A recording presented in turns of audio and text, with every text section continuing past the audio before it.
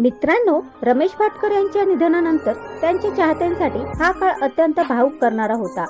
मराठी रंगभूमी, मालिका आणि चित्रपटसृष्टीत आपल्या अभिनयाने वेगळी ओळख निर्माण करणारे रमेश भाटकर आज आपल्यात नाहीत. मात्र त्यांच्या निधनानंतर त्यांच्या वैयक्तिक आयुष्याबद्दल आणि कुटुंबाबद्दल अनेक चर्चा पुन्हा समोर आल्या. आजच्या या व्हिडिओमध्ये आपण जाणून घेणार आहोत रमेश भाटकर यांच्या आयुष्याबद्दल काही महत्त्वाच्या गोष्टी. तर व्हिडिओ शेवटपर्यंत नक्की पहा. विशेष म्हणजे त्यांच्या पत्नीने व्यक्त केलेल्या भावना आणि त्यांच्या संसाराबद्दल झालेली चर्चा यामुळे अनेकांच्या मनात प्रश्न निर्माण झाले. रमेश भाटकर हे मराठी मनोरंजन सृष्टीतील अत्यंत लोकप्रिय होते. रंगभूमीपासून अभिनयाची सुरुवात करत त्यांनी मालिका आणि चित्रपटामध्येही आपल्या अभिनयाची छाप सोडली. विशेषतः पोलीस अधिकाऱ्यांच्या भूमिकेमुळे त्यांना प्रेक्षकांनी मोठ्या प्रमाणात पसंती दिली. त्यांच्या अभिनयाइतकंच त्यांच्या वैयक्तिक आयुष्याबद्दलही चाहत्यांना नेहमीच उत्सुकता होती. रमेश भाटकर आणि त्यांच्या पत्नीचं नातं अनेक वर्षाचं होतं. मात्र कलाकारांच्या आयुष्यातील प्रत्येक गोष्ट पडद्यामागे तितकीच सोपी असते असं नाही.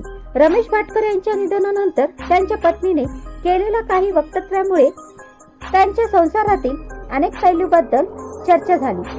आयुष्यभर एकत्र राहिलेल्या दोन व्यक्तींमध्ये आलेल्या चढ उतार, संघर्ष आणि कठीण प्रसंग याबद्दल बोलताना त्यांच्या भावना समोर आल्या. याच काळात रमेश भाटकर यांच्यावर झालेल्या लैंगिक शोषणाच्या आरोपाचाही उल्लेख काही माध्यमांमध्ये आणि चर्चांमध्ये झाला होता. मात्र या आरोपाबाबत कोणतीही गोष्ट सिद्ध झालेली नाही.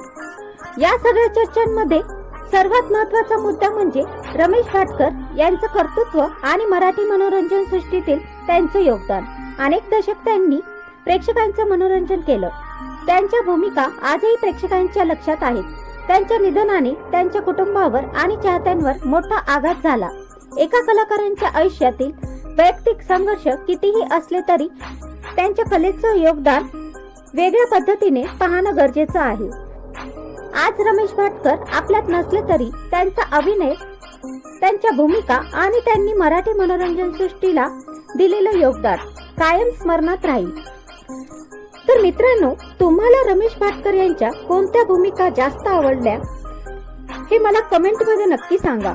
व्हिडिओ आवडल्यास लाईक, शेअर, चॅनलला सबस्क्राईब करायला विसरू नका.